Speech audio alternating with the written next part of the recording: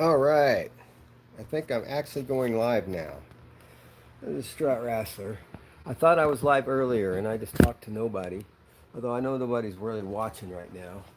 And I'm hoping I can use this format to create a quick video when I've got an idea. So I've been jamming a little, or jamming, or playing around with this backing track. It's called Slow as Hell B Minor Blues Backing Track, SRV style guitar jam. I'll put a link with this when I'm done, if I can. And the main thing I wanted to show was how to stay in that uh, first position pentatonic minor position. I call it a position rather than a scale because we're going to be throwing in some chord tones and things that outline the chord changes in here that aren't part of the minor pentatonic scale, but they're all within this 4 fret area except for a couple of exceptions, which you have to go outside like 1 or 2 frets. So this backing track is really slow, hence the title. I didn't make it, it's somebody else's. And it's got 3 chords in it. It's very slow blues. It reminds me a little bit of Tin Pan Alley, which may be why they say it's SRV style guitar jam. So there's a B minor in it at the 7th fret is where I'm going to play.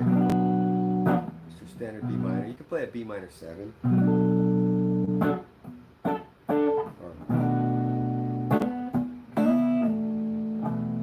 I like to slide it up 2 frets and then back.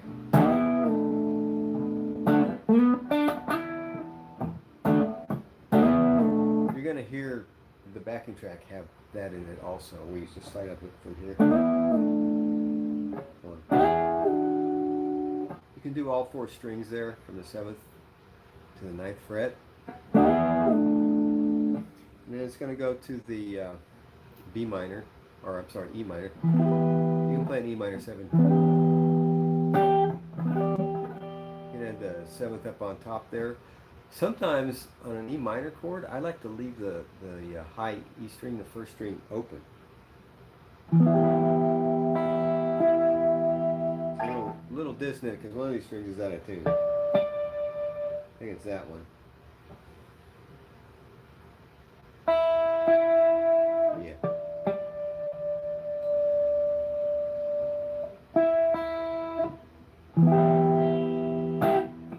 Then you can do the same thing with it. You're going to hear that in there.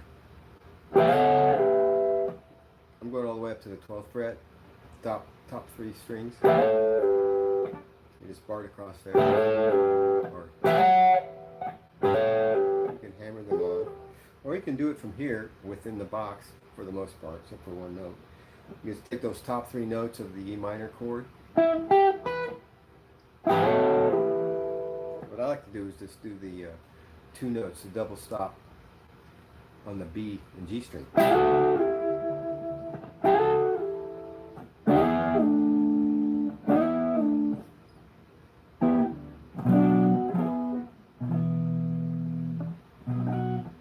Keeps on going into major territory.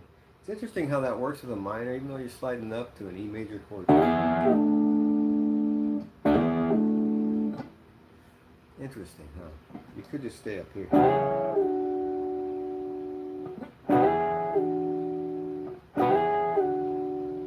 I think that makes it Dorian when you do that. Maybe. Not sure.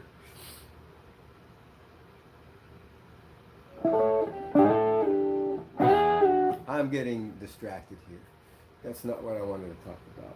So, now the 3rd chord is an F7 sharp 9. Some people call this the Jimmy chord or the Jimi Hendrix chord. He usually played it for E.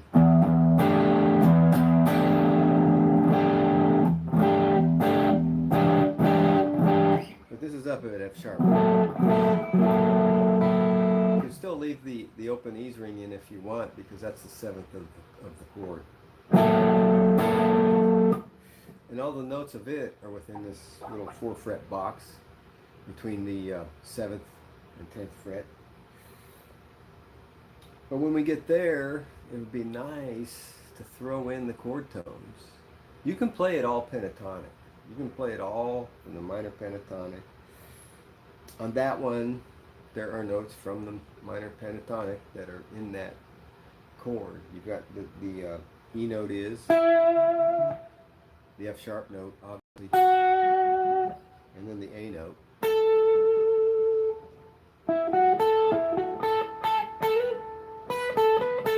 And the E, or I'm sorry, the B. No, is the B in there? No, B's not in there. B would be the 4th or the 11th. You can throw it in there, it doesn't sound bad.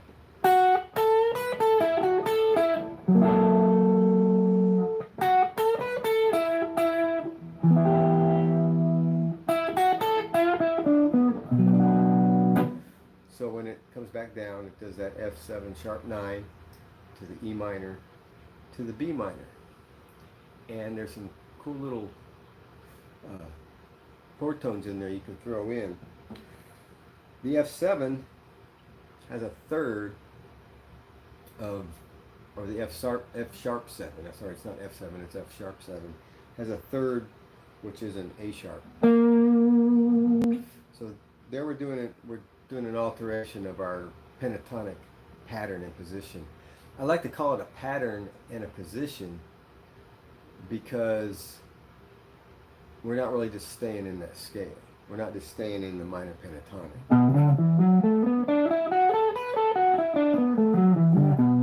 We're throwing in some other chord tones, like the G for the E.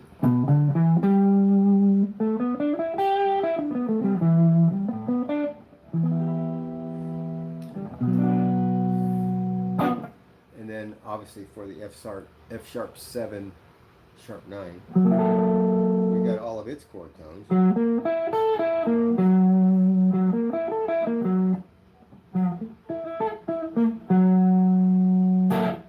Of which at least 3 or 4, depending on how you look at it, are in the minor pentatonic. But also within our reach is the B minor natural minor.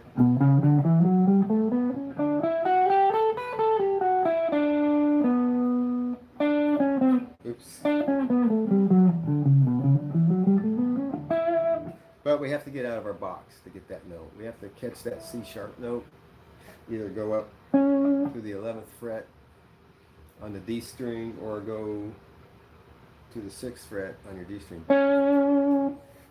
But that's no biggie. You don't even have to leave it in there if you don't want to. You can just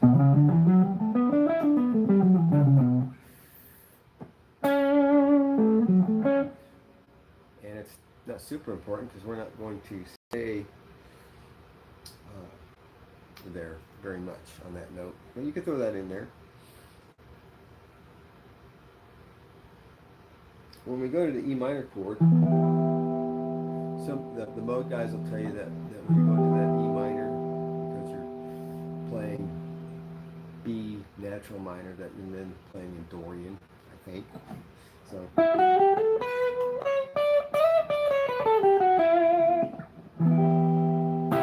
But it's the same notes.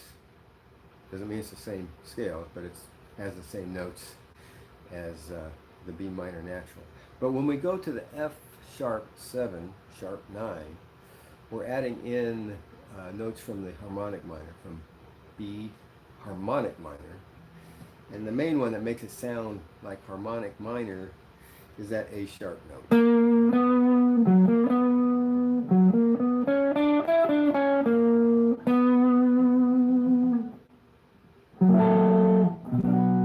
can hear that resolution between those two chords. F sharp 7, F sharp 7, sharp 9, and then back to a B minor. It resolves. It gets really dissonant, and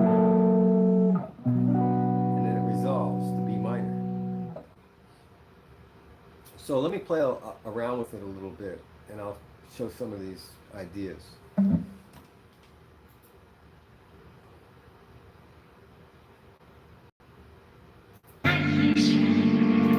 Wow, what was that?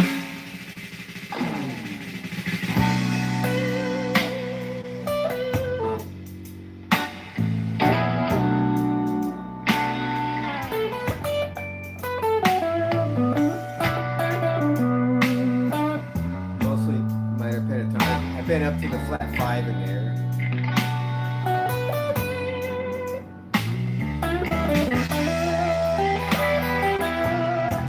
You got your E minor 7 arpeggio right there.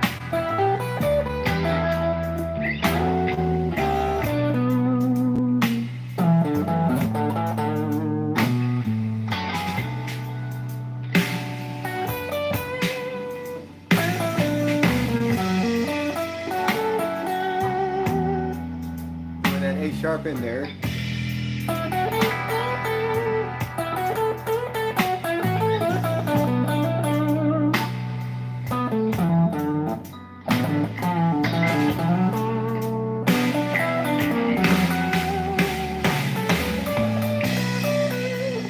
Got out of the box there. Hold on just a second.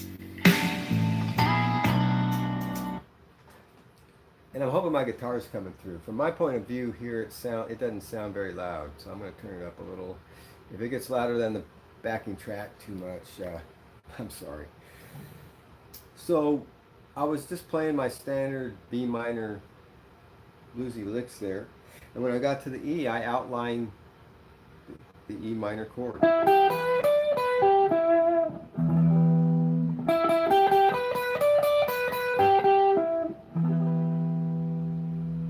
When I got to the F sharp 7, sharp 9, I turned it into an arpeggio. But notice, I don't know if you noticed, but I played the sharp 5 instead of the 5 because that's from the B harmonic minor scale. So instead of doing something like, I didn't go there. I did.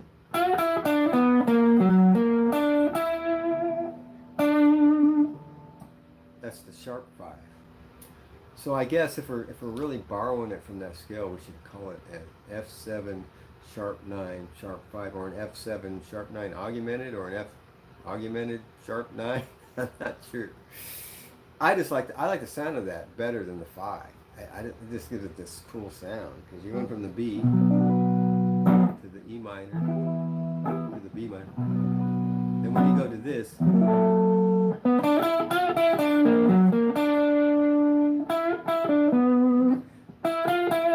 I like throwing in the flat 5. It's in the box, it's in the 4th fret area. So there's a lot of different places where you can play chord tones in here. You got your B minors. B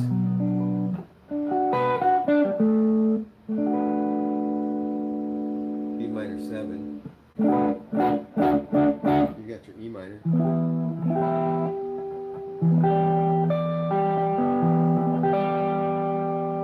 Add the 7th on top up there.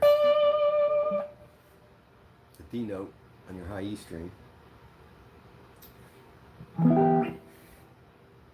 And you can also play this B minor, which kind of goes along with the rhythm part in there. And then for the B minor, you could have done this. I like to just play this double stop.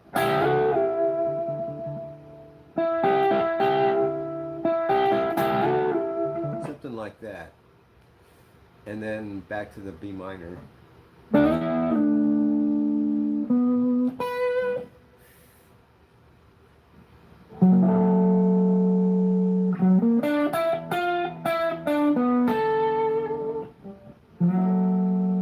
would be a cool lick to throw in. Resolving on that sharp 9 of that chord.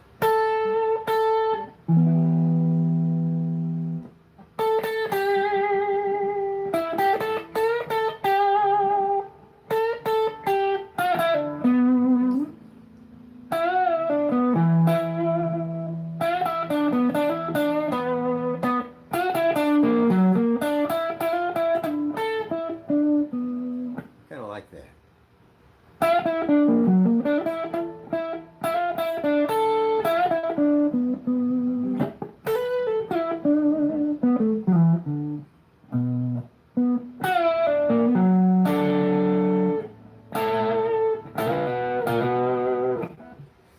And you can slide those two notes from that chord right up into your B minor chord, although you're out of the box when you do that. You could do something like this to stay in the box.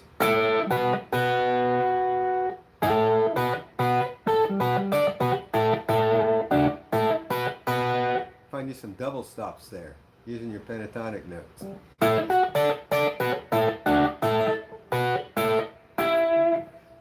I'm gonna play through it once, just doing those. I'm gonna play around with some double stops. Let's see what that sounds like.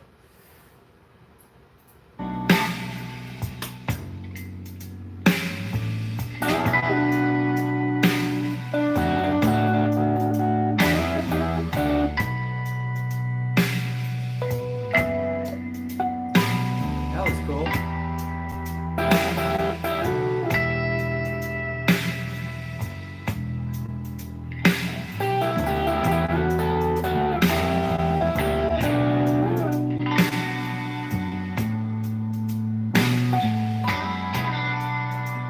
Harmonics are quick.